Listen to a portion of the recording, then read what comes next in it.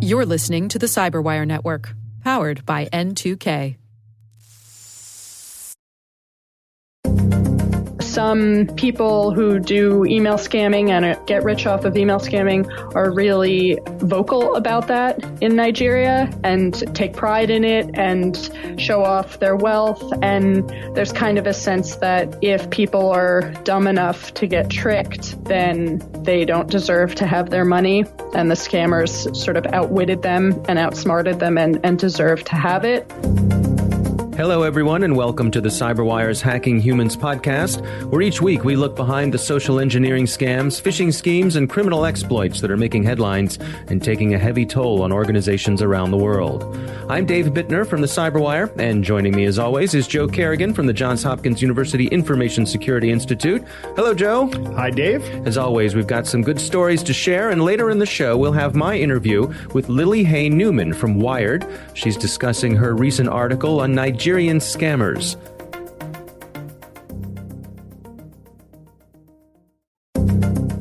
And we're back. Joe, we've got some fun stories today. Yes, we do.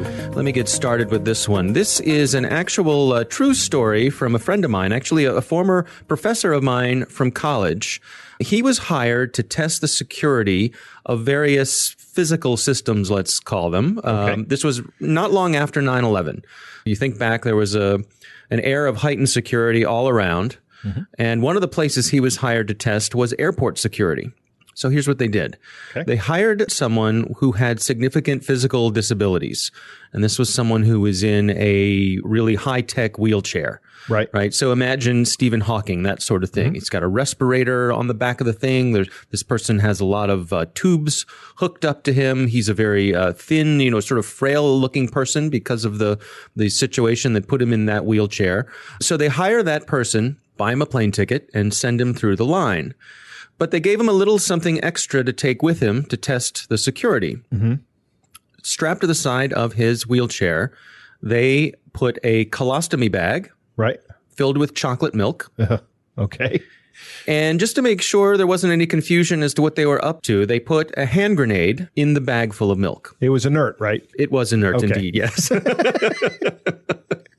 So they put an inert hand grenade. So something that's going to create a big, something that should be obvious at what it is, right? That's right. Yeah. That's right. It's not. There's not a lot of nuance to the metallic signature that this thing will have in this colostomy bag, and they have the bag, sort of hosed up to him, and there are lots of tubes, and there's lots of tubes and beeping things and so forth. But this is part of it. So they put this person in line, and they have someone else with him, a nurse, a handler, someone who's very friendly to sort of interact with the security people and help get him through the line. Mm-hmm. So imagine this situation. You've got someone here who is unable to be disentangled from his metallic wheelchair.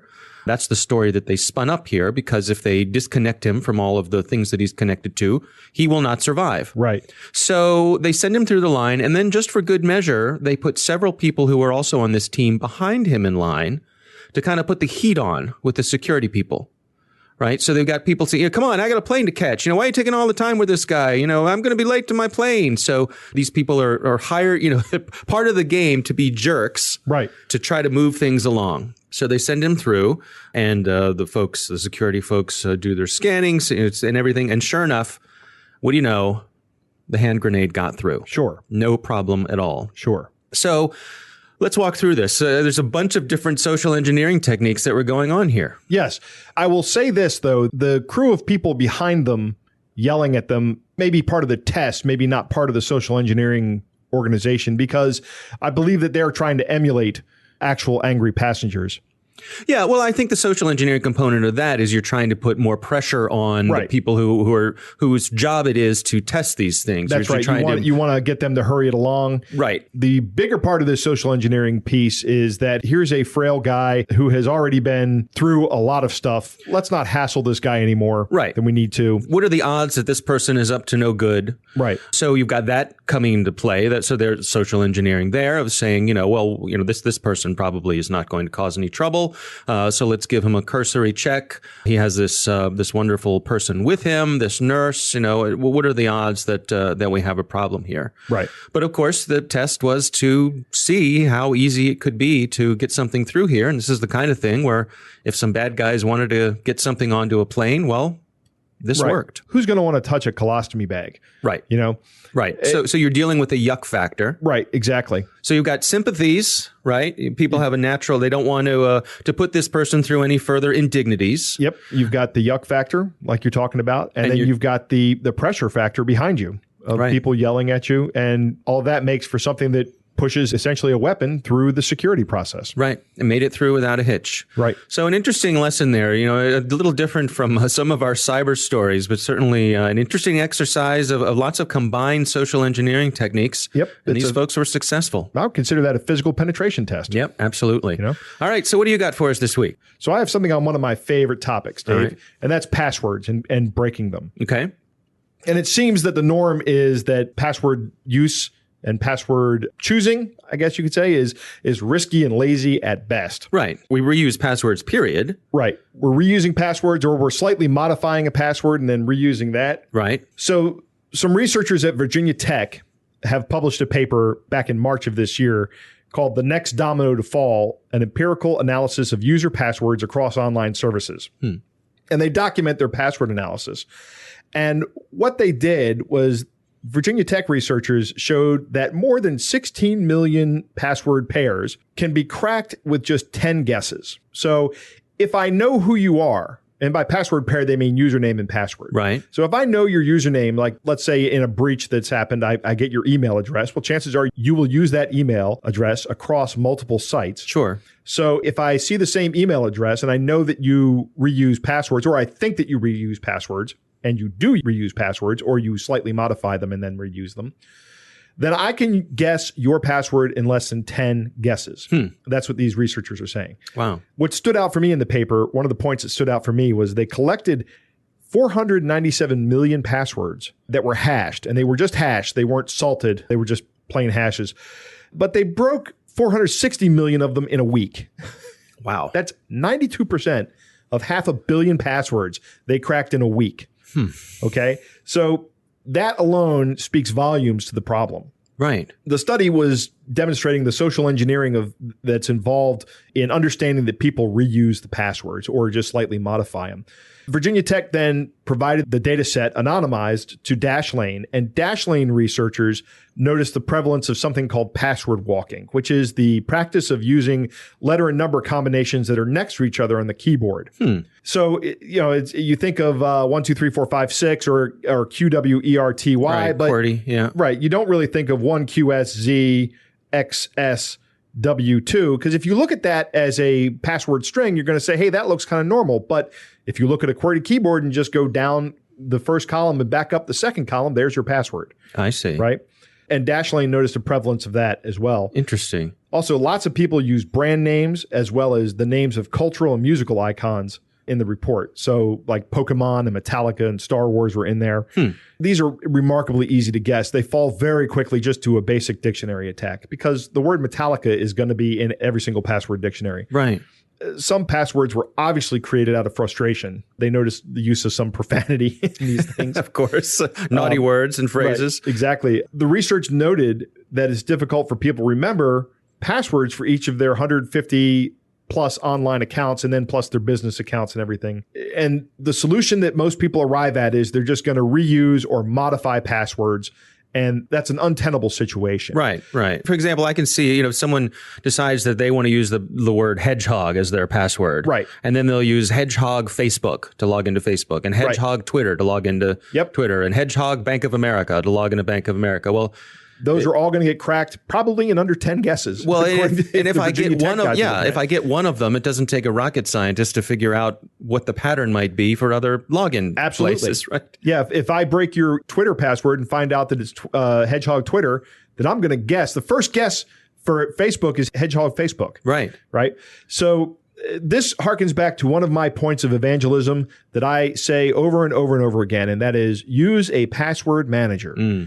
And use a password manager and set all of your passwords to random 20-character passwords at a minimum. And I've gone over this before, and I say this at every talk I give. You don't just go in with the monumental task of going in and changing all your passwords. You just start using a password manager. And over time, as you start logging into sites, you look and see if it's in your password manager. If it isn't in your password manager, you add it to your password manager and you change the password the next time you log in. Right. Just start modifying it as you use it. And this will have the effect of the websites that you use most frequently, which are probably the most important to you, will get changed first. And the websites that are least important to you, that you don't use that often, will get changed later down the road. So it automatically prioritizes this for you.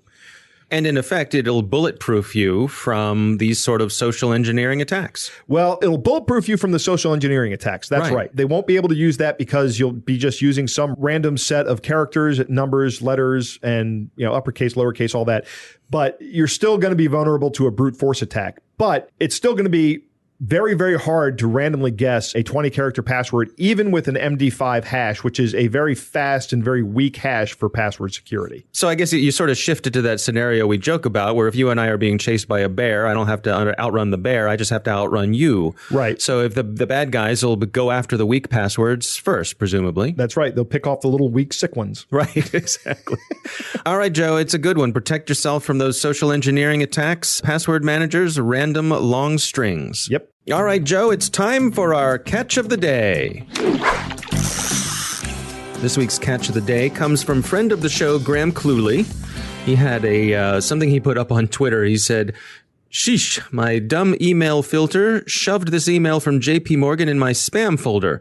Imagine if I hadn't spotted it, I could have missed out on millions." I'm going to read the email here. I was really tempted to read Graham's part with a British accent because, of course, Graham is. Right. Yeah, he is. And he loves it when I do that. So, but I resist. So here's the letter. Dear Sir or Madam, I am the operational manager in account management section in charge of credit and foreign bills of JP Morgan Chase Bank here in USA. I helped a customer purchase security bonds worth $6,500,000 in the capital market. The customer dies in an accident in testate with no one to succeed his estate. Been the one that handled his financial affair for the last 8 years. The private firm where the funds is presently lodged after I liquidated the security bonds from the various investment is simply waiting for me to present the next of kin. I am prepared to place you in a position to instruct the bank to release the deposit to you. Please use my private email account to contact me if the proposal is of interest to you. Regards, Mr. David Kent, JP Morgan Chase Bank, USA, Borough of New York City. Graham, you're going to be rich. he's gonna, yeah. What are you going to do with all that money, Graham? I hope he shares it with his friends here in the USA. So pretty straightforward. I mean, right. pretty obvious. This is about as classic. I don't have a copy of this. How do they spell intestate? IN space TES.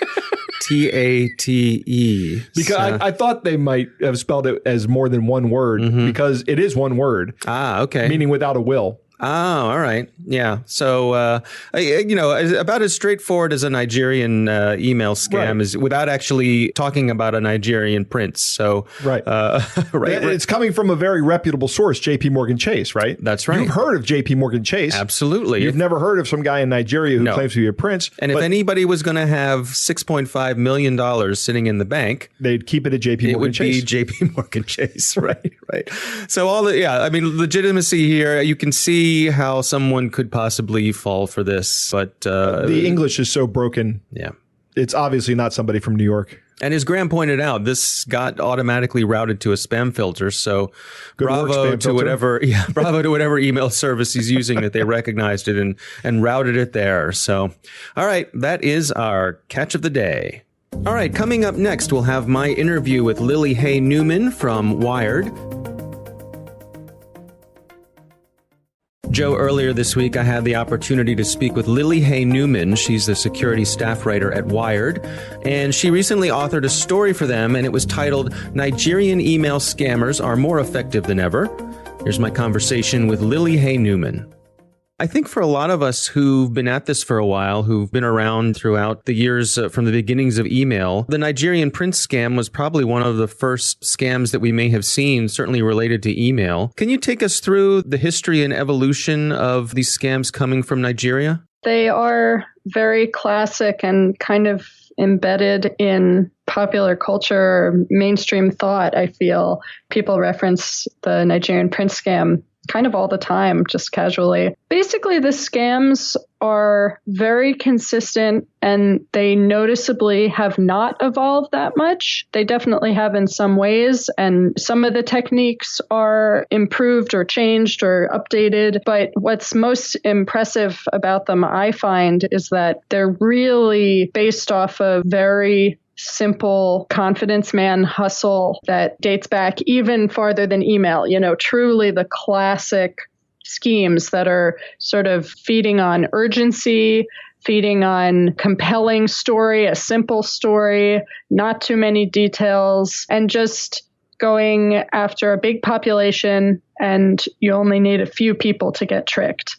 So all of it is very classic, very sort of elegant, simple premise. Obviously, the Nigerian prince scam itself, which now I think most people would be wise to that specific one because it is so well known, is a foreign royal or, someone who claims to have some sort of like royal mystique or status in their community or their country, reaches out and says, hey, I'm trying to move a lot of money out of my country. If you'll pay to help me do a wire transfer, you'll give me some money so that I can then move a lot of money. That would really help me because I'm in a bad situation or something like that. And so it's just that simple idea of it's sort of a celebrity or someone important asking you for help, and you don't have to do very much, maybe doesn't raise alarms that it would be sort of all your money or something like that. It's just sort of a good amount of money, and you really want to help and you really want to do something quickly, and then you're going to have the promise of all this money back. So all the scams kind of work that way. They just don't necessarily use that hook of like a foreign royal person or important person, but they're all just operating on this premise of sort of give a little, get a lot.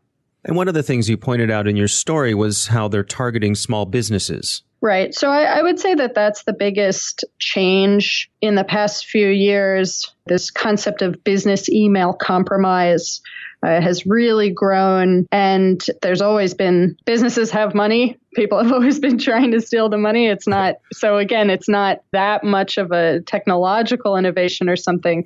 It's just that these types of scams, the scammers realized, we can do a lot of the same stuff and just sort of tailor it to business, and it'll be effective there too. And the money could be even greater. And one of the smartest things they do is they'll tailor emails to appear to be a real vendor or someone that a business really could conceivably contract with, and just send a professional looking invoice. They try to map out who in an organization is the right person to send this email to, or they'll send, 5 of them or something, trying to find the people who handle financials within the company. And again, an invoice that looks pretty legit and is asking for, the company to pay a reasonable amount of money, like this person would approve every day. Yeah, it's the same urgency of, well, this is what I'm supposed to do. I pay bills all the time. And if we don't pay the bill, the company gets in trouble. So, of course, I would pay the bill. But instead, you're actually wiring money into the scammer's hands. Yeah, one of the interesting points you made in the article was that these folks aren't technically sophisticated, but they have a tremendous amount of patience. Yeah, there's a lot of patience. There's a lot of faith in the hustle, basically, that if they work hard enough on refining it and if they cast a wide enough net, that they will get some people to pay out, that they will trick some people. So there's really sort of a maturity to, the concept that there's a lot of restraint and just sort of, it'll work. We just keep doing what we're doing. And then the other interesting thing about the scammers is that many of them come out of these Nigerian sort of crime syndicates, sometimes called confraternities, that are sort of mafia-like gangs. There's a whole cultural growth out of these groups. There's a whole lifestyle that's part of it. Some people who do email scamming and get rich off of email scamming are really vocal about that in Nigeria and take pride in it and show off their wealth. And there's kind of a sense that if people are dumb enough to get tricked, then they don't deserve to have their money. And the scammers sort of outwitted them and outsmarted them and deserve to have it. Yeah, so there's just this whole community element, cultural element, and that has allowed the infrastructure for the scamming to kind of build up all over the world, because it starts with these sort of insular groups in Nigeria. But then as people live their lives and emigrate around the world, the scams kind of move with them, and they're recruiting money mules. They're recruiting people in all different places to carry out different parts of the schemes. So it's really built up this sort of international infrastructure of how the scamming works. And then it's just coming from everywhere and coming from all sides. And though most of the easy ones are going to get blocked by your spam filter and stuff, the fact that it's spread out all over the world does make it difficult for email providers to keep up with the blocking, because it's just coming from everywhere and the emails look really legit. And why Nigeria? Is the Nigerian government turned a blind eye to these folks? I think that is part of it. As the international law enforcement community has attempted to respond to this, there have been issues at times getting the Nigerian government to cooperate with, apprehending suspects themselves or allowing extradition. But there is traction to maybe kind of turn the tides on this. I just reported this week on an announcement from the Department of Justice that they had completed an international operation to arrest 74 scammers, some in Nigeria, some in the US, and a few in other countries. And they're sort of doing a lot of international collaboration and trying to gain steam on doing this. And in that case, there was cooperation within Nigeria. So it's getting there. But for many, many years, this has just been unchecked, and there weren't a lot of consequences and just free money. What are the recommendations for people to protect themselves against this? Is it a matter of technical solutions, or does training come into play? I think for businesses, some of the things that are helpful are requiring 2 people at least to sign off on big transactions over a certain amount. That's a sort of, probably in practice, businesses doing tons of transactions every day and paying tons of bills, it probably does add some friction into the system. But when you have a second person look at something, they might immediately say something's weird about this, or they might be the person who says, we don't contract with that person. We don't contract with that company. I don't know what this is. So getting a second check is always helpful. And that's also, in a less codified way, that's a great tip for individuals. When you're feeling caught up in something and you're feeling the urgency, it may feel like there's no time and you have to act right then, but you really can take a few seconds and message a friend or call someone and say, what do you think of this? Do you think I should do this? And just getting that gut check, sometimes just verbalizing it to someone else, you hear yourself and you think, oh, wait, no, this is a scam. Right. Yeah. How many times do all of us look back and say, what was I thinking? Right. Exactly. So, maybe it's kind of embarrassing, but it's definitely worth it versus having your money taken. So things like that are really helpful. There's a lot of controls they can implement in their email to make it a little more obvious when something might be fishy. Another way that the scammers will try to initiate something is to send emails that pretend to come from a higher up in the company, like an executive or somebody's boss. And generally they're using email addresses or, email domains that look like the company email address, but they're actually a little bit different in some way because the scammer doesn't actually control the real email. What you can do in that case is businesses can implement controls on their email so that any address that isn't from internal within the company just gets a little flag that it's not internal. And most of the time when you're emailing with a vendor or something, you know that they're not part of the company, so that is fine. But and you just ignore it. But if something's flagged from, and it looks like it's from your boss, that can tip you off, that maybe something's weird there. But it gets tough because if a scammer or a phisher can compromise a real email address, like if they can guess a password or something, or someone used a reused password that was exposed in a leak and it's online or something like that, sometimes they could be sending the emails from a legitimate address and that protection wouldn't apply. So it gets really hairy, but there are steps people can take to at least help and kind of minimize the risk as much as possible. All right. Interesting stuff, huh? I thought that was a great interview. One of my takeaways from this is that these guys in Nigeria seem to live by the adage, or principle rather, never hesitate to separate a fool from his money. Right? And that's perfectly fine. Right. You asked him for the money, he sent it to you. It's an interesting, I guess, moral construct, It is.